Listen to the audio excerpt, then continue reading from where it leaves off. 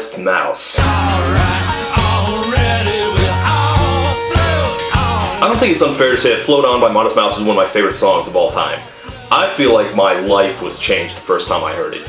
And that it ever charted on the Hot 100 at all was in itself remarkable. I had never listened to Modest Mouse before then, but I knew them by reputation, and I consider them basically the epitome of a band you would never ever hear on the radio ever.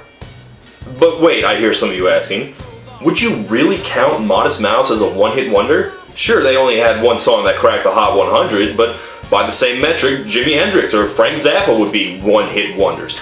And usually the term signifies not just limited chart success, but also relevance and influence. And Modest Mouse are indie rock legends with tons of fans and critical acclaim out the yin-yang, not to mention several other songs that made it onto the alternative charts. So, given all that, you may ask, is it really fair to call Modest Mouse one-hit wonders? And my answer to that question is no.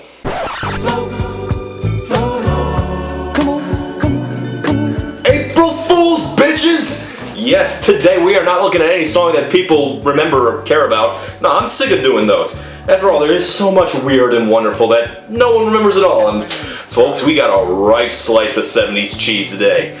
Yes, the Float On we will be covering is not the indie rock song from 2004, but instead the R&B smash from 1977 by, get this, no joke, The Floaters. Yes, The Floaters. I assume in 1977 that wasn't a slang term for an unpleasant surprise in the pool, but trust me, if there was any song that deserved to be accidentally associated with turds, it's this one. There's a reason this one doesn't get played on the oldies stations, and I'm gonna walk you through it. So even if you don't know this one, please keep watching. This is an amazing song. And, well, let's take a look. Alright, already. Yeah, no Modest Mouse episode to deal with it.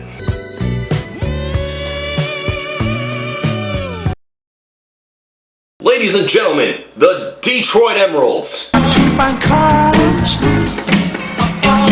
Yes, before we look at the Floaters, we gotta look at its predecessor with the far less embarrassing name. These are the fabulous Tillman Brothers, Ivory, Abram, Raymond, and Cleophas. Well, we don't have a picture of the last two? Oh, okay, apparently they left the band early on and were replaced by their friend James Mitchell. Darn, I wanted to see what a guy named Cleophas looked like.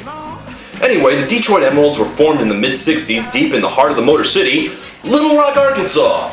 I'm gonna assume they were just the Emeralds before they moved to Detroit. Now, presumably they moved there in an attempt to get signed by Motown, but they were out of luck because Motown moved to LA shortly thereafter, which left a whole lot of musical talent in the Detroit scene kind of stranded. But there were a few labels left who did try to fill the gap, and one of them was the one the Emeralds got signed to, Westbound Records. Westbound did a lot of impressive work helping to build up funk music, mostly with acts like the Ohio Players and Funkadelic. The Emeralds were a lesser but reliable group who charted on the R&B charts a bunch of times, though on the Hot 100 they never cracked the top 20. Just put your hand in mine, love me all the time through. You were plainly seen, feel the need, This is Feel the Need in Me, which is their best remembered song because it was actually a pretty decent sized hit in the UK. And also because of an unauthorized extended remix in the gay disco scene. They didn't see that coming, but internal struggles tore the band apart before they could capitalize on it. So naturally some members started looking for other projects. And they'd also started their own nightclub, the Emerald Lounge, and James Mitchell started using it to find talent for a new group, including his brother Paul, and he also wrote a wonderful song for them.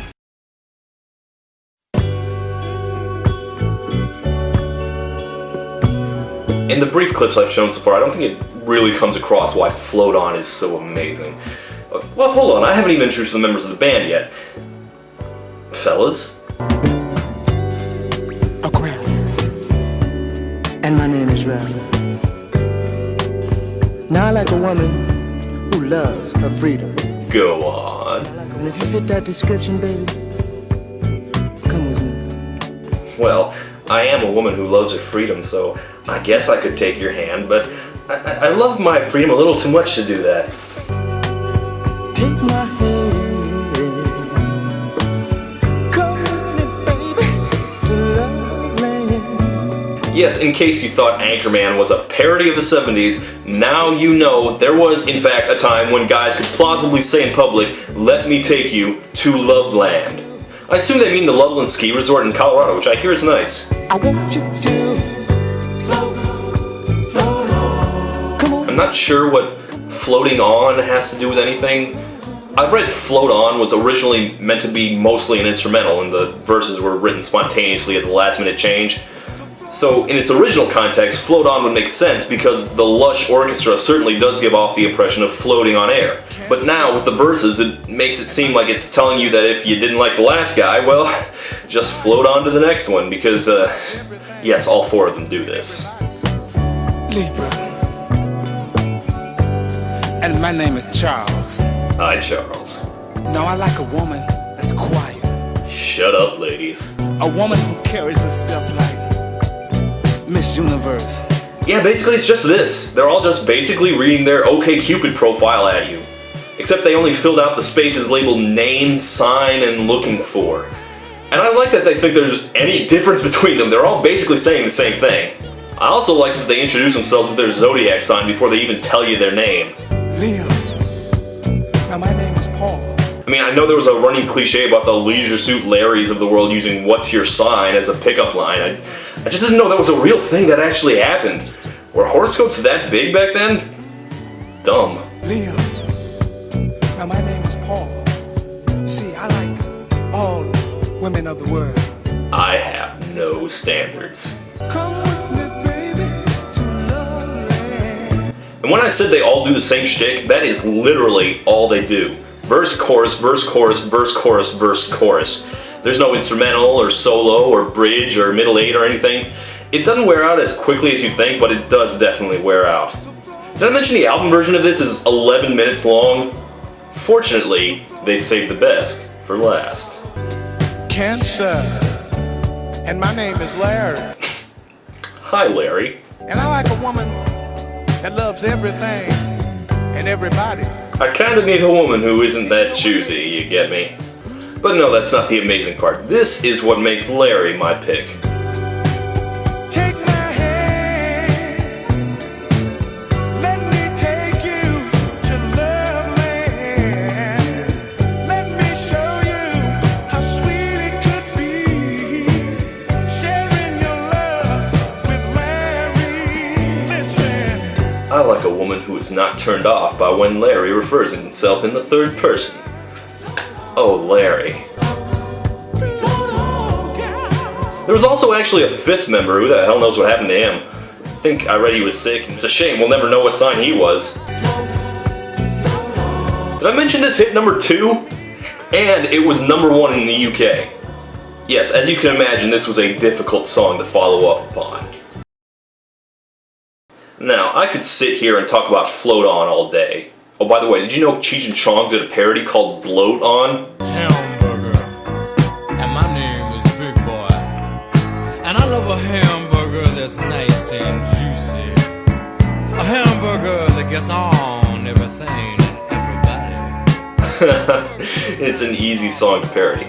But I am obligated to cover the rest of their career, so here is their follow-up. A cover of blue-eyed soul legend Dusty Springfield's You Don't Have to Say You Love Me. You said you would always stay. Now, You Don't Have to Say You Love Me is a classic, tragic love song about wanting more but settling for less, where the singer pledges her undying loyalty even as she accepts the disappointment of knowing that her feelings are no longer shared and she'll have to be satisfied with scraps.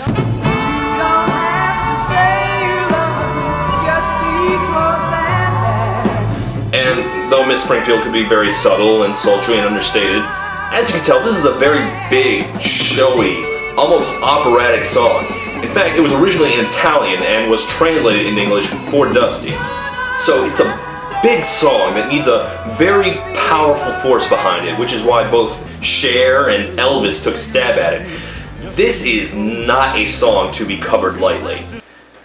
Let's see how the Floaters tackle it. Baby, you know I can't believe that you're not here. Ah yes, I see they've added the old embarrassing spoken monologue. I've got to find you. Wherever you are, I want you to come back.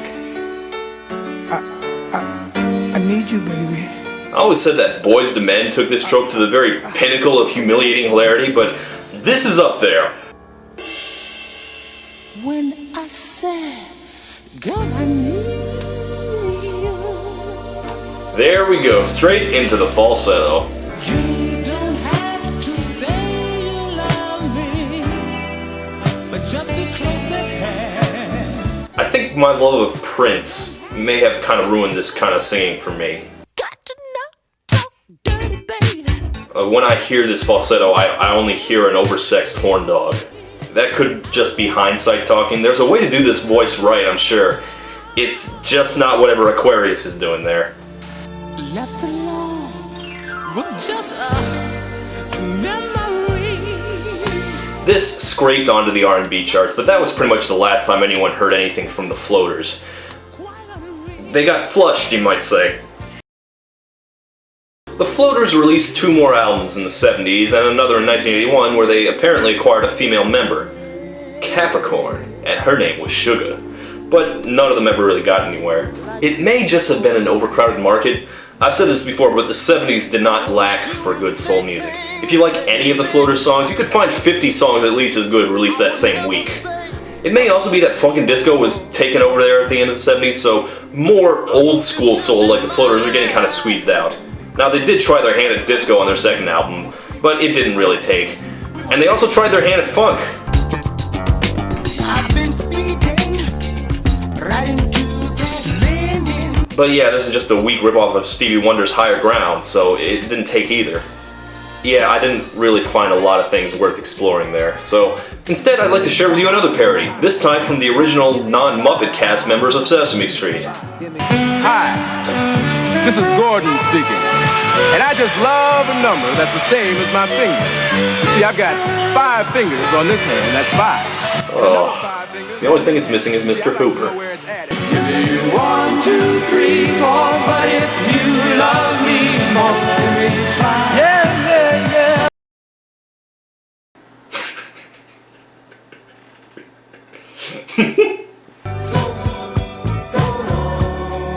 Float On has not aged well. Well, I say it hasn't aged well, but I don't know if it was taken all that seriously even in 1977. Their other songs were far less embarrassing, but this one is definitely the most interesting and fun to listen to. And I'll say this too, even though Float On is a phenomenally silly song and definitely not something you want to hear very often, I do prefer his type of faux smooth, cheeseball, loverman shtick to the more modern R&B guys who are just douchebags. I might put on a neon aquamarine tux and try it myself. Gemini. And my name is Todd. And I like a woman who doesn't care what I look like and is okay with me never leaving the house. And if you fit that description, baby, well, email me. I never set up a public email. You should get on that.